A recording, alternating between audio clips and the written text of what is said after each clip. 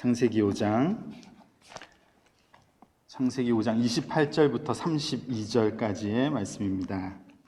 라멕은 182세의 아들을 낳고 이름을 노아라 하여 이르되 여호와께서 땅을 저주하심으로 수고롭게 일하는 우리를 이 아들이 아니하리라 하였더라. 라멕은 노아를 낳은 후 595년을 지내며 자녀들을 낳았으며 그는 770세를 살고 죽었더라. 노아는 500세 된 후에 셈과 함과 야벳을 낳았더라. 아멘.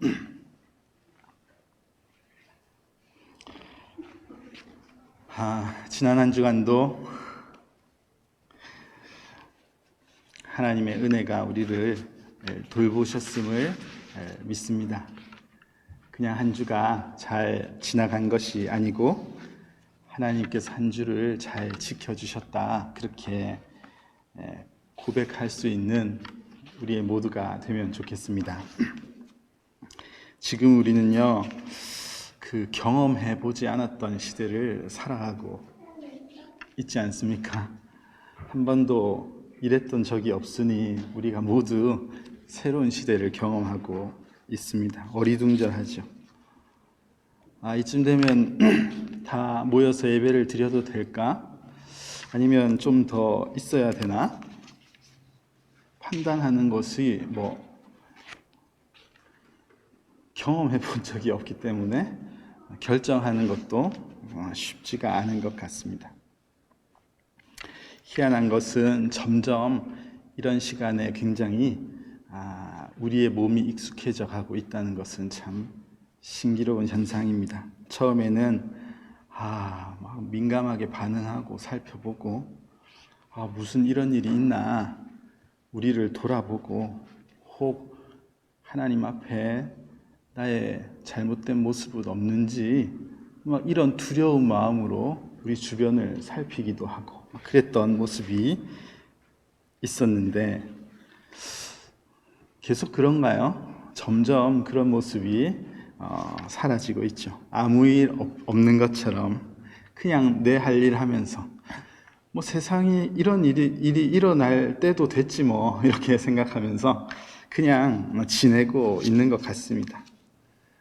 어제 살펴보니까 온 세계에 43만 명이 이 코로나로 인해서 사망했고, 우리가 지금 머물고 있는 이 미국은 온 세계 사망자 인구의 사망자 수의 4분의 1을 차지하고 있습니다.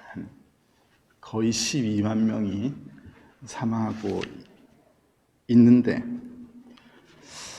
이 보통 숫자가 아니잖아요. 이게 한 나라에서 불과 몇 달 사이에 12만 명이 사망한 게 이게 보통 일입니까 이게? 그런데 점점 우리의 마음이 좀 무뎌지고 있는 것 아닌가 그런 생각을 합니다. 그냥 우리 생활 습관 마스크하고 막 손을 많이 씻고 이런 생활하는 습관이 굉장히 익숙해져 가고 있는 것, 이런 것을 이야기하는 게 아니고 이 상황을 경험하면서 이 시대를 고민하는 이런 마음이 점점 사라져 가고 있는 것 같다는 말입니다.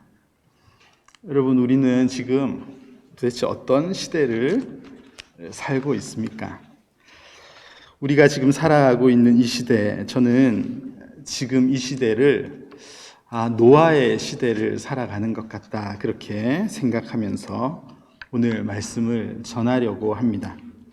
마태복음 24장에 예수님께서 하신 말씀을 읽어보면은 예수님께서 노아의 때에 관해서 언급을 하셨어요.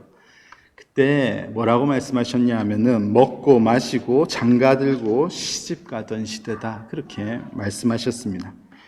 먹고 마시고 장가가고 시집가는 것은 삶의 굉장히 보편적인 특별한 것이 아니죠. 다 가지고 있는 일반적인 늘 하던 일을 하면서 살아가는 그런 모습입니다. 그런데 예수님께서 이 말씀을 하셨던 그 이유는 그렇게 먹고 마시고 결혼하는 일상적인 일이 하나님의 경고가 있었음에도 불구하고 여전히 아무 일 없는 것처럼 일상이 진행되고 있었다. 이게 이제 굉장히 특별한 모습이었다는 것을 예수님께서 알려주신 것입니다.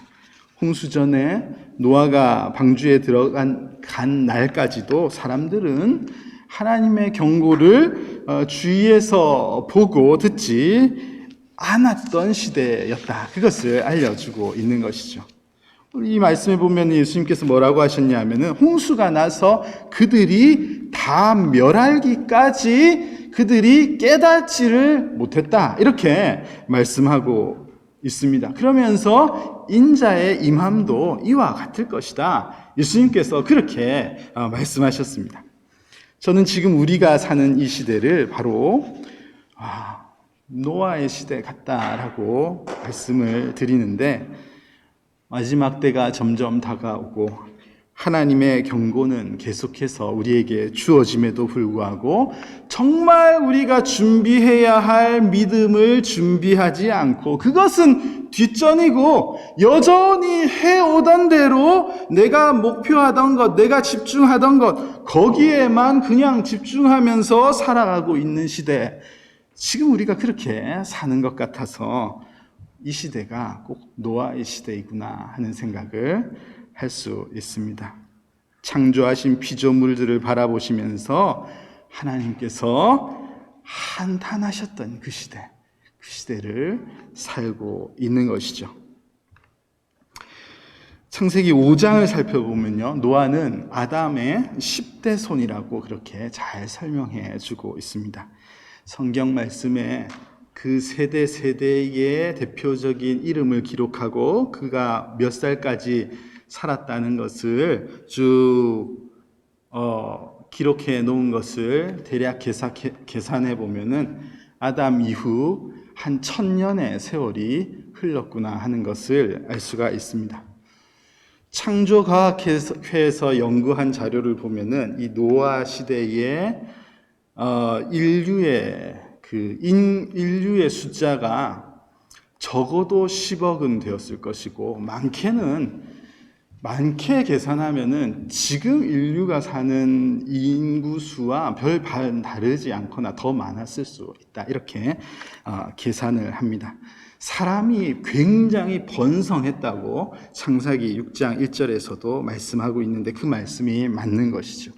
사람이 어마어마하게 번성을 했는데 사람만 번성한 것이 아니라 그 시대에 죄악이 함께 번성하고 있었습니다. 6장 5절에 기록된 대로 온 세상에 죄가 가득했다는 말이에요. 사람만 너무 많아진 게 아니라 그 안에 죄가 가득한 시대였다. 그것을 성경이 표현하고 있는데 어느 정도로 죄가 가득했냐 하면은 마음으로 생각하는 모든 계획이 항상 악했다. 모든 생각하고 계획하는 것이 하나님이 보시기에 전부 다 악했고 항상 악했다. 이렇게 기록할 만큼 죄가 관영했던 시대였음을 성경이 말씀하고 있습니다. 하나님께서 물로 세상을 심판하시지요. 대홍수 사건을 우리는 성경을 통해서 알고 있고 믿고 있습니다. 여러분, 그런데 대홍수를 우리가 일반적으로 이해할 때 이것을 이제 심판의 관점에서 보지요. 심판이 맞습니다. 하나님께서 심판하시겠다 하셨으니까요. 그런데 오늘 우리는 이 대홍수 사건을 심판의 관점에서만 볼 것이 아니고 새로운 시작의 관점에서 우리가 바라보는 우리의 시선이 필요하다고 생각합니다.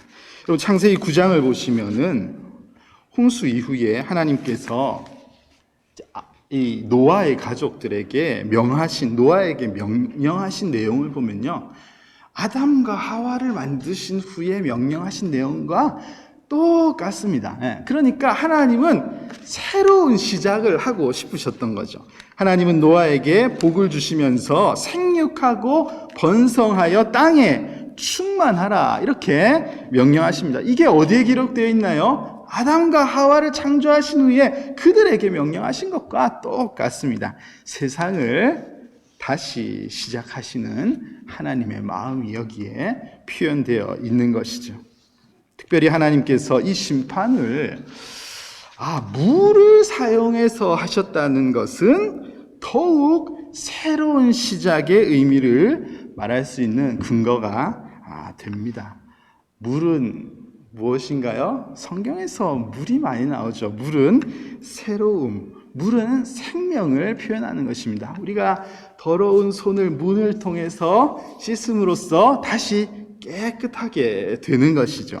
여러분, 베드로전서 3장 20절과 21절에 기록된 말씀은 이 의미를 굉장히 잘 뒷받침해 주시는 그런 말씀입니다. 이 말씀을 보면요, 방주에서 물로 말미암아 구원을 얻은 자가 몇 명뿐이니 8명이다 그렇게 기록하고 있습니다. 바로 홍수 사건을 기록한 거예요. 그런데 여기서 이 말씀을 보면 물로 심판을 받았다 이렇게 말하고 있지 않고요, 뭐라고 표현해 있습니까? 물로 구원을 얻었다, 물로 말미암아 구원을 얻었다 그렇게 표현하고 있습니다. 그리고 이 물에 관해서 뭐라고 설명합니까? 물은 예수 그리스도께서 부활하심으로 말미암아 이제 너희를 구원하는 표니 곧 뭐라고 했죠? 세례다 이렇게 설명을 해주고 있습니다.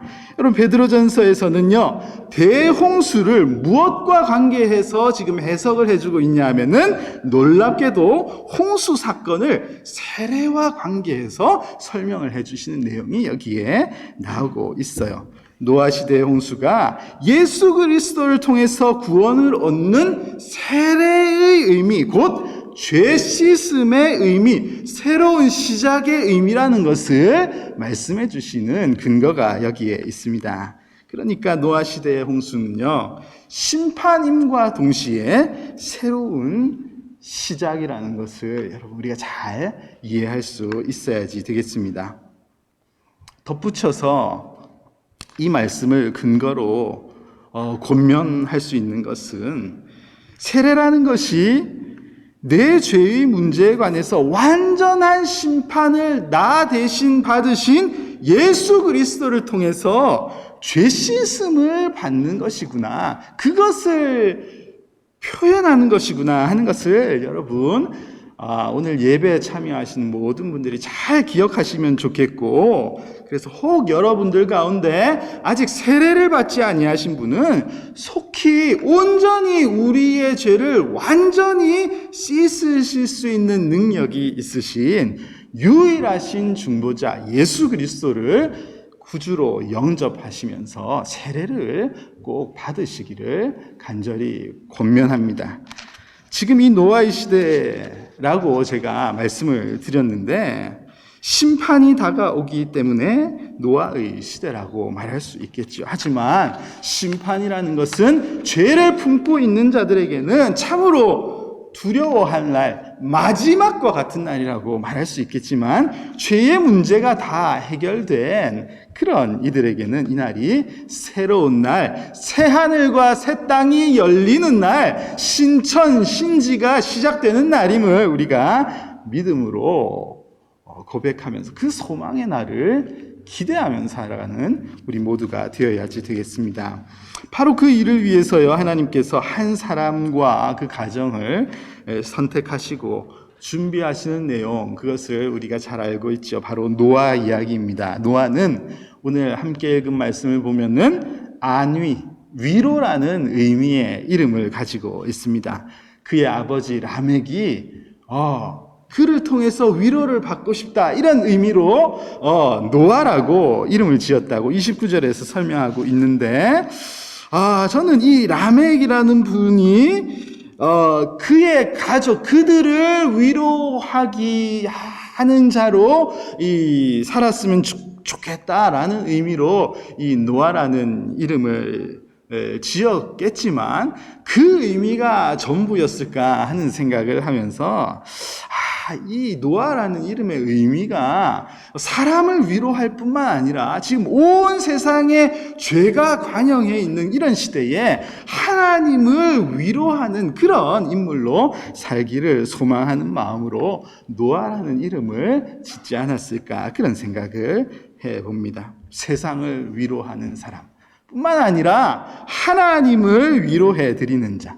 하나님을 위로한다는 건 사실 말은 맞지 않죠. 하나님이 인간의 위로가 필요한 분은 아닙니다. 그러나 이 말씀을 보면 얼마나 죄가 많았는지 하나님이 한탄하셨다고 하셨거든요. 하나님의 마음을 평안케 해드리는 그런 삶을 살기를 소망하는 마음이 이 이름에 들어있지 않았을까, 그런 생각을 합니다. 성경은요, 노아의 삶에 관해서 6장 9절에 이렇게 기록하고 있습니다. 이것이 노아의 족본이라. 노아는 의인이요 당대의 완전한 자라. 그는 하나님과 동행하였다. 이렇게 노아의 삶을 이렇게 표현하고 있어요. 의인이고 완전한 자고 하나님과 동행한 자, 하나님의 위로가 되는 자. 여러분, 성경에 엄청나게 많은 인물들이 나오고 믿음의 거장들이 나오지만요, 이 정도 칭찬이 있는 사람을 찾는 것이 쉽지가 않습니다.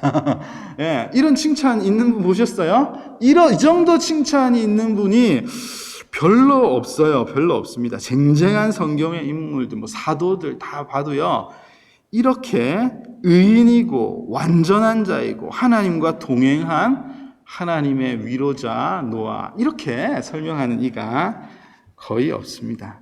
노아. 저의 막내 아이를 노아라고 이름을 지었는데 약간 잘못했나 하는 생각이 그냥 위로하는 자, 사람을 위로하는 자, 하나님을 위로하는, 사람을 위로하는 기쁨이 되는 아이가 되면 좋겠다, 이런 마음으로 노아라는 이름을 지었는데, 이 노아의 이름이, 노아의 삶을 보니까 굉장히 부담을 느끼고 있습니다. 예, 그런 노아라는 인물이 여기에 나오고 있어요. 그런데 여러분, 이런 생각이 들어요. 이 말씀을 쭉 노아 사건을 읽어보면서 어떤 생각이 드냐면, 노아가 성경에서는 이렇게 의인이고 완전한 자이고 하나님과 동행한 인물, 이렇게 성경은 정말 크게 자랑을 하고 있는데, 사실상 이 노아 사건의 내용을 보면요, 하나님께서 실제로 심판을 예고하시고 노아를 통해서 그것을 전하게 하지 않으셨겠어요? 그러니까 우리 배 목사님의 말씀을 통해서도 요나도 그렇게 심판을 선포한 것처럼 노아가 이 방주를 만들고 있으면 사람들이 다들 와서 묻지 않았겠습니까? 그 큰 이 방주가 얼마나 큰지 축구장보다 더 커요. 그러니까 이게 얼마나 큰지, 그럼 사람들이 그걸 보면서 다 물어볼 때마다 노아가 가만히 있었겠습니까? 심판이 임박했다, 왜 말하지 않았겠습니까? 그런데 이 노아가 만든 이 방주에 올라탄 사람은 노아 가족 외에 아무도 없거든요. 보면은 희한하죠. 아무도 탄 사람이 없습니다. 노아가 방주를 만든 기간에 대해서 창세기 6장 3절 말씀을 근거로 사람들은 120년 정도가 걸렸다, 이렇게 이제 설명을 하는 이들이 있고, 어떤 이들은 노아가 명령을 받은 날과 그 다음에 그 자녀들의 나이 이런 것을 계산해 가지고 한 70년 걸렸다, 이렇게 말하는 이들도 있는데, 70년이든 120년이든 이게 보통 긴 세월이 아니지 않습니까? 이 긴 세월 동안에 그렇게 준비하고 외치면서 방주를 짓고 있었지만은 그 가족 외에 아무도 이 방주를 탄 사람이 없단 말입니다. 그런데 성경은 노아를 의인이고 당대 완전한 자이고 하나님과 동행한 자다, 그렇게 칭찬을 하고 있으니까 말씀을 읽으면서 도대체 하나님께서 보시는 의롭다는 기준이 도대체 뭘까, 이런 생각을 해보게 됩니다. 우리는 하나님께서 칭찬하시는 교회의 기준을요, 더 많은 사람을 이 교회에 채우면 그것 하나님께서 좋아하시고 기뻐하실 거다, 우리가 그렇게 보통 생각을 하지 않습니까?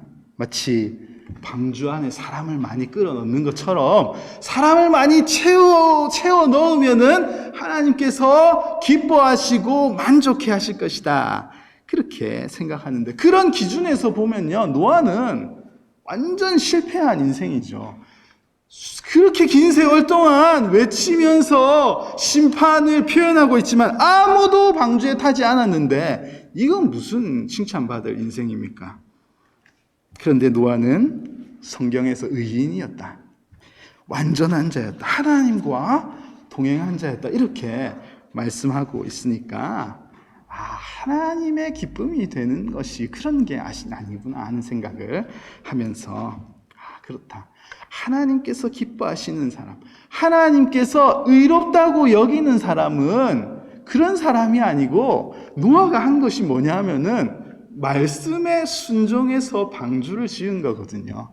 하나님의 말씀에 순종하는 삶을 하나님은 의롭다 여기시고 하나님께서는 기뻐하시는 것이구나 하는 것을 다시 한번 깨달을 수가 있습니다. 여러분, 세상을 위로하고 하나님을 위로하는 삶을 살기를 원합니다. 우리 에덴스 한인 장로교회도요, 세상을 위로하고 하나님의 마음을 시원케 해드리는 그런 교회가 되면은 참 좋겠습니다. 그렇게 되기 위해서 우리가 해야 되는 것은 묵묵히 말씀에 순종하는 교회가 되어야지 되겠구나 하는 것을 다시 한번 깨달을 수가 있죠. 방주로 집어넣으시는 분은 하나님이 하시는 거예요. 문을 닫으시는 분도 하나님이 하시는 것입니다. 그냥 우리는 말씀에 순종하는 것, 이게 우리가 해야지 되는 것이고 이것을 하나님께서 기뻐하시는구나. 이 가을에 얼마나 사람이 올 것인가, 요거에 우리가 집중할 것이 아니고 우리는 말씀대로 순종하면서 우리의 역할을 감당할 때 하나님께서 방주에 태우시든지 기다리게 하시든지 모아주시든지 이 일을 하나님께서 하시는구나. 우리가 해야 할 일을 다시 한번 깨달을 수가 있습니다. 여러분, 예수님도요, 세상의 관점에서 보면 이만큼 실패한 인생이 없어 보이죠. 그렇지 않습니까? 제자가 배신해가지고 은 30에 스승을 팔아먹고 대부분의 제자들 다 등 돌리고 이 고난을 받으시는 것도 그냥 죄수들이 받는 고난이 아니고 굉장히 참혹하고 비참하고 인간을 가장 치욕스럽게 만드는 그런 사형을 당하지 않았습니까? 그렇지만 예수님은 하나님께 순종하심으로써 로마서 5장 19절 말씀의 근거에서 보면은 많은 사람을 의인으로 바꾸시는 의의 전달자가 되지 않으셨습니까?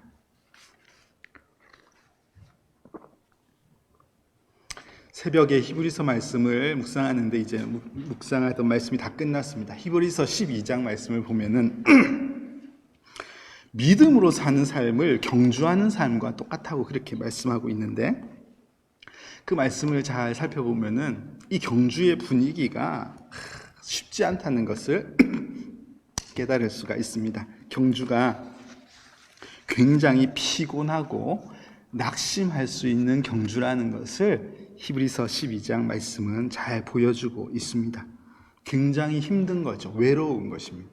낙심해서 그냥 관두고 싶은 그런 경주가 바로 신앙인의 삶이라고 그렇게 알려주고 있습니다. 여러분, 노아의 삶도 그렇지 않았겠어요? 그냥 관두고 싶다, 그만하고 싶다, 그런 마음이 왜 없었겠습니까? 예수님의 길도 얼마나 그러해 보이셨습니까? 그런데 성경이 말씀하시는 우리가 가야 할 길도 그런 길이라고 알려주고 있습니다. 화려한 꽃길이라고 절대 말씀하고 있지 않습니다. 여러분, 그럼에도 불구하고 마지막 때에 세상을 위로하고 하나님을 위로하는 삶을 살아가는 여러분들이 되시기를 저는 간절히 소망합니다. 그렇게 위로자의 삶을 살아갈 때에 때로는 이 예수 믿는 사람, 믿음을 가지고 사는 사람이라는 그 타이틀이 때로는 굉장히 부담스럽고 무겁게 느껴질 때가 없지 않을 것이라고 생각합니다. 그렇지만 여전히 우리가 하나님의 말씀과 약속을 묵묵히 바라보면서 그 말씀에 순종하는 그 길을 걸어갈 때 우리가 세상을, 하나님께서 사랑하시는 세상을 위로하고 하나님을 위로해드리는 그런 삶을 살아갈 수 있을 것이라고 분명히 믿습니다.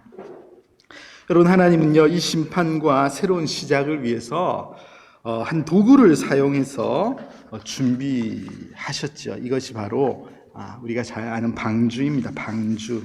노아의 방주를 우리가 잘 알죠. 방주라고 번역되어 있는 이 테이바라는 단어는요, 상자라는 뜻입니다. 상자, 박스, 박스. 이 방주 모형을 보면요, 진짜 박스 같더라고요. 박스, 상자입니다. 상자. 우리가 잘 아는 성경에 나오는 상자가 뭐가 떠오르시는 게 있나요? 상자? 상자하면 뭐가 떠오르십니까? 예. 갈대 상자가 혹시 떠오르십니까? 네, 이 방주를 테이바 상자라고 표현한 것을 보면은 하나님께서 이스라엘 민족을 구원하시기 위해서 모세를 그 상자에 담으셔서 보내신 것을 보면서 이것이 이 방주가 무엇을 표현하시는 것이구나 하는 것을 짐작해서 알 수가 있습니다. 여러분, 구원의 수단, 심판을 면하되 새로운 시작에 참여하는 수단으로서 만들게 하신 이 방주를 흔히 교회와 비교해서 우리는 생각할 수가 있죠. 그래서 방주교회, 교회 이름 중에 방주교회라고 방주를 넣어서 이름을 짓는 교회들도 많고, 방주 모양으로, 배 모양으로 교회를 짓는 그런 교회도 많은데, 저는 몰랐는데 우리 교회에 와서 보니까 우리 교회도 배 모양인 거 알고 계세요? 저만 몰랐나요? 배 모양이에요. 여기 지나가시면서 보면은 배가 한 척 서 있습니다. 카메라 한번 잡아줘 보실 수 있습니까? 여기 이게 싹 이렇게 배거든요. 이게 이쪽으로 가는 방향이에요. 다 아는 건가요? 그래서 제가 이 새벽에 새벽 기도하면서 한 번씩 앞을 보면은 이 배가 잘 가고 있구나. 특히 이 앞에 이 유리가 너무 중요해. 이 밖을 바라볼 수 있는 유리창이 이렇게 있어가지고 아주 멋진 배를 잘 지어 놓으신 것 같습니다. 예. 배의 의미를 우리가 교회에 부여할 때가 많이 있죠. 맞습니다. 교회는 그런 하나님의 도구인 것이 사실입니다. 교회를 세우신 것은 그냥 먹고 마시고 시집가고 장가가고 일반적으로 우리가 하는 거 그거 열심히 하라고 교회를 세워주신 것이 아니고 방주의 역할을 하라고 교회를 세워주신 것이 맞습니다. 그런데 여러분 어떻게 생각하십니까? 교회가 방주의 사명을 잘 감당하고 있나요? 교회가 방주의 역할을 잘 감당하고 있습니까?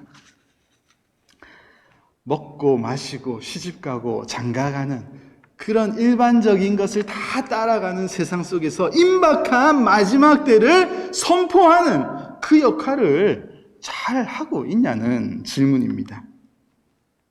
여러분, 문제가 뭐라고 생각하십니까? 방주가 없는 게 아니에요. 방주가 없는. 사람들이 지나다니면서 보면은 숱하게 많은 방주가 얼마나 많이 길거리에 차를 타고 가다 보면 방주가 얼마나 많습니까?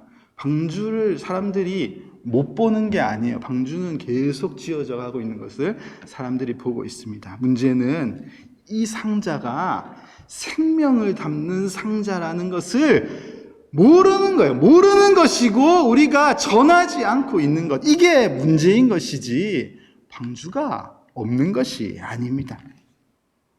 사람들이 보기에는 그것도 똑같아. 거기도 먹고 마시고 시집가고 장가가는 것 그거 아니야? 그거 가면 그런 거 하는데 아니야? 사람들이 보기에 거기에 가면은 생명이 있다고 보여지는 것이 아니라 거기도 똑같이 먹고 마시는 것 아닌가? 이렇게 생각하니까 방주에 올라타지 않는 것입니다. 누구 잘못인가요? 사랑하는 성도 여러분, 교회가 방주의 역할을 잘 하려면은 어떻게 해야 되겠습니까? 하나님께서 노아에게 방주를 지으라고 말씀하실 때 명하시면서 정말 구체적인 사이즈와 모양을 다 가르쳐 주셨습니다. 어떻게 지어라 다 말씀해 주셨는데 그 중에서 이 6장 14절 말씀을 보면은 방주의 안팎을요 역청으로 칠하라, 그렇게 하나님께서 말씀해 주셨습니다. 역청이라는 것이 뭔지 확 마음에 안 닿더라도 대략 생각해 보면은 이게 물이 들어오지 않게 하는 그런 것이구나. 그래서 배 저 모든 구석구석을 역청으로 발라라, 그렇게 말씀하셨겠구나, 이렇게 짐작할 수 있죠. 근데 이 역청으로 번역된 이 코페르라는 단어는 여기에서는 이 역청이라고 번역돼서 사용되었지만 성경에 이 코페르의 같은 어원을 쓰는 키프르라는 단어는요 속죄라는 의미로 다른 곳에서 계속해서 사용되고 있습니다. 나중에 이 단어는요 제사장이 성막 안에 들어가서 피를 뿌리는 이 동물의 피로 표현되는 단어로 이제 사용되게 됩니다. 무슨 의미인지 아시겠습니까? 여러분, 방주에 역청을 다 바르고 이 역청이 방주를 보호해 준다는 것을 잘 상상해 보시기를 바랍니다. 여러분, 방주는요 하나님 나라의 모형과도 같습니다. 교회가 하나님 나라의 모형과도 같은 것이죠. 방주는 하나님 나라의 모형과 같은 것인데 이 예수 그리스도의 뿌린 피 때문에 하나님의 나라에 세상이 가질 수 없는 소망을 그곳에서 가질 수 있는 것이 하나님의 나라 천국 아닙니까? 그것을 우리가 잘 기억하고 교회의 의미, 교회가 어떠해야지 되는가를 잘 생각해 볼 필요가 있는 것입니다.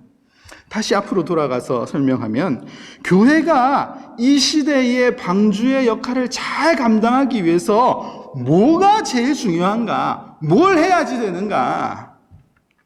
우리가 우리 교회, 그리스도인의 공동체, 에덴스 한인 장로 교회 안과 밖을 다른 것으로 칠할 것이 아니라 오직 예수 그리스도의 피, 그 거룩하신 보혈의 피만이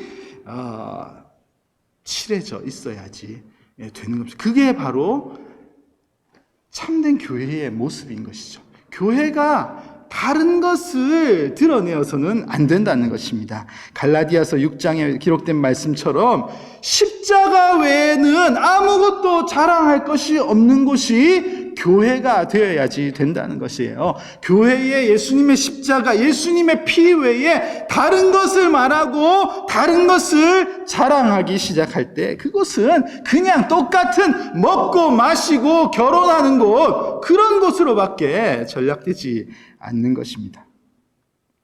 그런 하나의 장소밖에 구실을 못하는 거예요. 생명을 살려내는 구실은 하나도 못하고 먹고 마시고 사람 만나는 곳, 그런 장소가 교회 아니가? 이렇게 되고 마는 것입니다. 성경은 분명히 말씀하고 있습니다. 물의 심판이 있었지만 이후에는 또 다른 심판이 있을 것인데 그 심판은 물의 심판이 아니라 불의 심판입니다. 하나님은 소멸하시는 불이라고 말씀하셨습니다. 불의 심판이 있습니다. 여러분, 이 심판을 위해서 이 시대에 참된 위로를 선포할 만한 그런 사람들, 그런 성도들, 그런 교회를 하나님은 지금도 찾고 계시고 기다리고 계십니다. 여러분들이 세상을 위로하고 하나님을 위로하는 그런 자들이 되지 않으시겠습니까? 우리 교회가 그런 일에 쓰임받는 교회가 되기를 여러분들은 얼마나 원하십니까? 여러분, 우리가 할 것은 오늘도 살아계신 하나님의 말씀에 순종하는 삶을 사는 것입니다. 사람들은 주께서 강림하신다는 약속이 어디에 있냐고 조롱한다고 베드로후서 3장 말씀에 기록하고 있습니다. 말세에 조롱하는 자들이 와서 자기 정욕을 따라 행하며 조롱하면서 이르되 주께서 강림하신다는 약속이 어디에 있느냐? 조상들이 잔 후로부터 만물이 처음 창조될 때와 같이 그냥 있다. 뭐가 바뀌었는데? 세상이 다 똑같은 거 아니냐? 무슨 주님이 강림하신다는 말이냐? 아무것도 변한 것이 없고 그냥 우리가 하던 대로 하면 되는 것이지 뭐가 특별한 게 보이냐? 세상 사람들이 그렇게 조롱하면서 말하는 것이 기록되어 있습니다.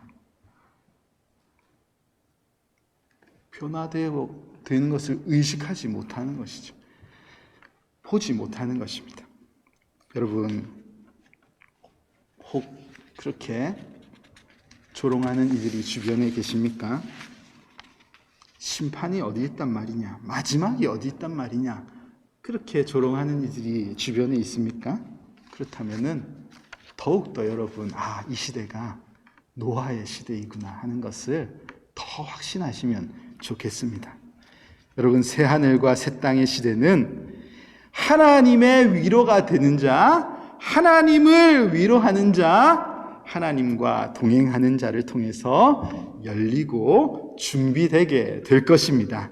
여러분, 에딘스 한인 장로교회 성도 여러분, 우리도 깨어서 시대를 잘 분별하면서 살아가는 그런 삶을 살아가면 좋겠습니다. 그래서 예수 그리스도의 참된 소망을 전하는 것으로 세상을 위로할 줄 알고 많은 이들을 하나님께로 인도하는 것을 통해서 하나님을 위로해 드릴 수 있는 참으로 가치 있는 위로자의 삶을 살아가시는 에덴스 한인 장로교회 모든 성도님들이 다 되시기를 간절히 축원합니다.